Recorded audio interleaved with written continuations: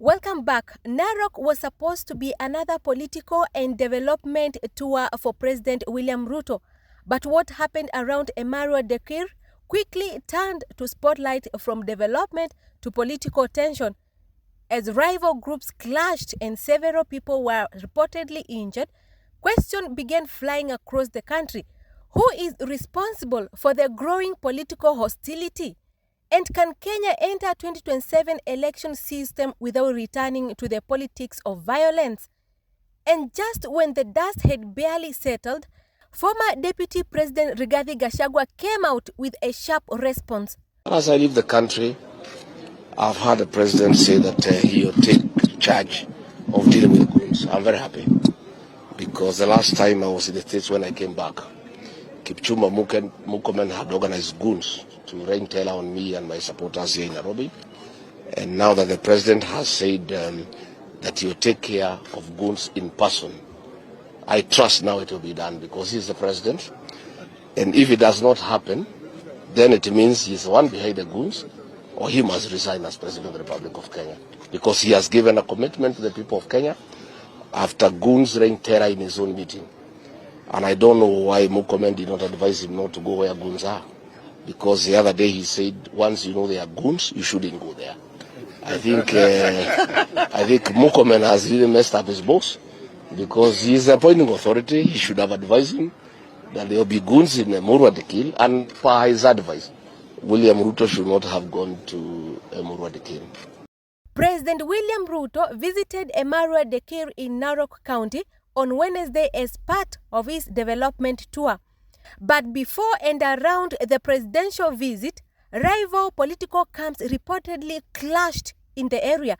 Reports indicate that several people suffered injuries, while a presidential sweeper vehicle was also reportedly stoned during the chaos. Narok hoye! Olokurto hoye! Olbosimoru hoye! Enda subabogi! Mesisi olaitoriani! Bwana Yesu asifiwe!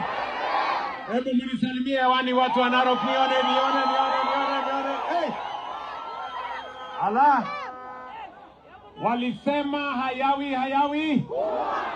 Ni leo ama si leo? Ni leo ama si leo? Si ni leo jameni? Bas, mimi nimefika hapa. Lakini nyinyi watu mmenitisha bwana. Ala! Yani iko maneno.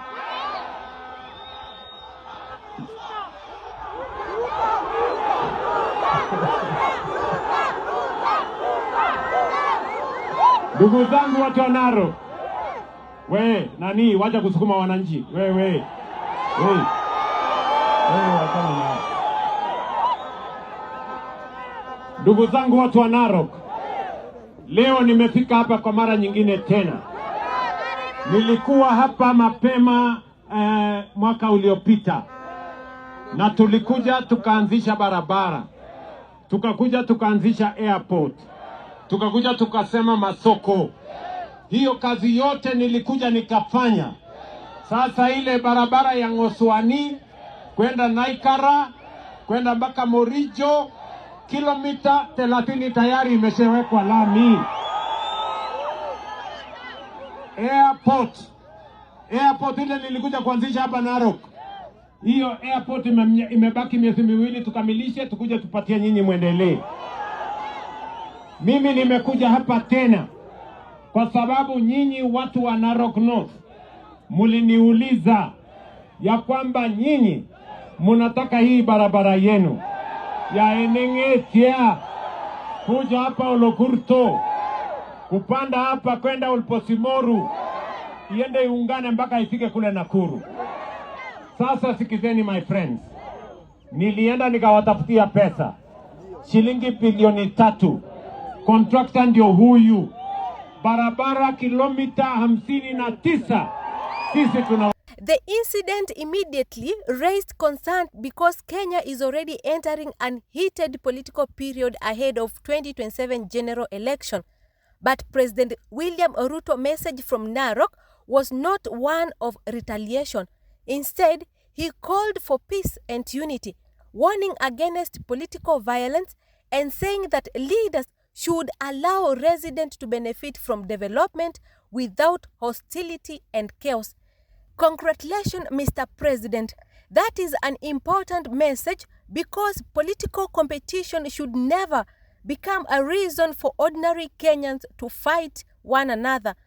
But while Ruto was calling for calm, Rigathi Gachagua was looking at the incident from a completely different angle. Gachagua mocked the president over the fracas and argued that the incident demonstrated the dangers surrounding political goonism. He reminded Ruto of his previous warnings about political violence and claimed that the president had failed to control the very forces he had previously been accused of tolerating or using. Leo William Ruto amepatana na goons. Na hiyo maneno ya goons na nini tutamalizana nayo. Ni kama Murkomen hakumwadvise ama polisi hawakumwambia kuna goons. Juu Murkomen alituambia ukijua mahali kuna goons usiende. So William Ruto amenyoroshwa na goons emurwadikiri. So Ruto sasa hao ulipatana nao ni goons wa Rigiji ama hao sio goons juu mnasemaga hakuna goonism. Kwa hivyo kwani tunabebanaga aje?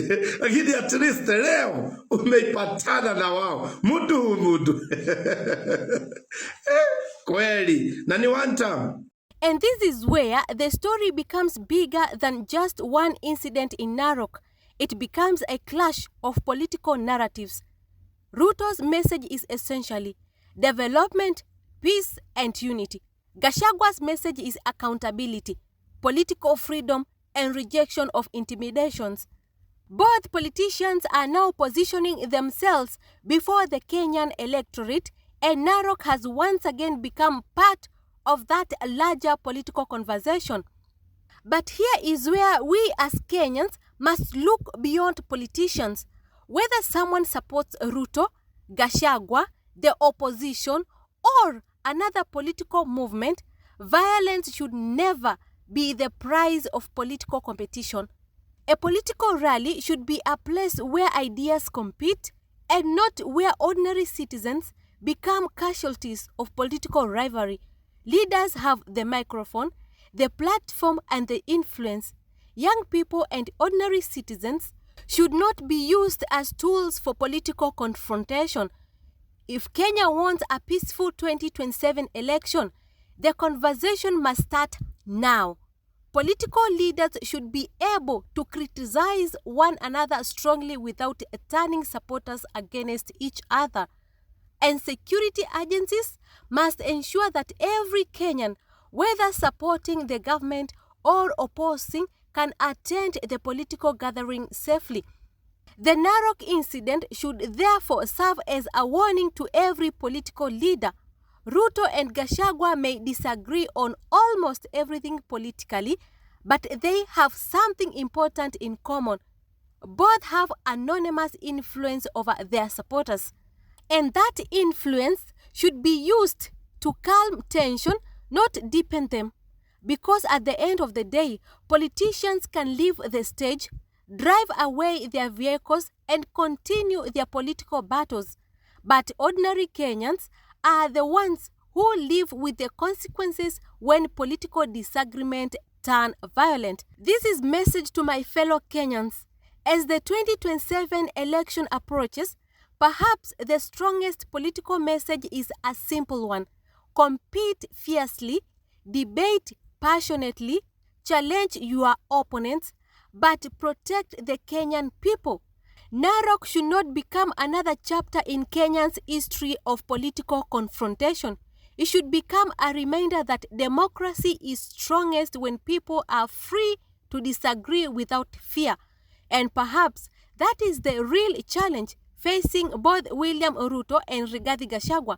Not who can produce the loudest political statement, but who can convince Kenyans that their political future can be peaceful, democratic, and hopeful.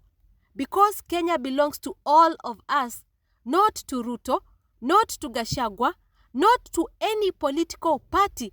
Kenya belongs to its people. Bye-bye for now.